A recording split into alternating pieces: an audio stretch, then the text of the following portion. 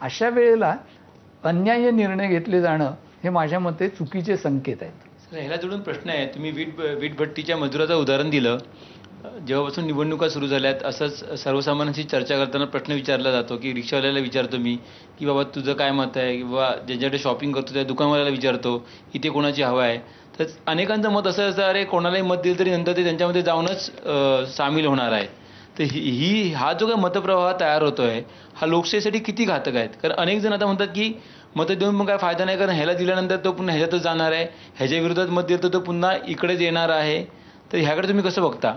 कसं माहिती आहे ना, ते श्लोक आहे ना तो सर्वदेव केशवम प्रति गच्छती, तसं महाराष्ट्रातल्या मतदारांचं झालेलं आहे की कुणालाही मत दिलं तरी शेवटी ते कुणाच्या पायाशी जाऊन बसणारे आपल्याला माहिती आहे. पण तो गमतीचा भाग सोडून द्या. मला असं वाटतं की मतदार अनेक वेळेला गप्पा मारताना दोन विधानं करत असतो.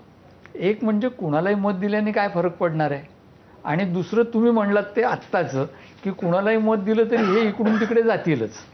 ही दोन्ही मला वाटतं ज्याला इव्हेसिव्ह म्हणजे उत्तर टाळण्याच्या युक्त्या असतात या, की कशाला सांगायचं आपलं मत, अशा भावनेतून अनेक वेळेला मतदार ते टाळत असतो.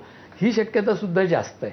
या निवडणुकीमध्ये कोणाचीही लाट नाही. या निवडणुकीमध्ये कोणताही एक नेता किंवा एक मुद्दा चालणार नाही असं डॉक्टर सुहास पळशीकर सरांचं म्हणणं आहे.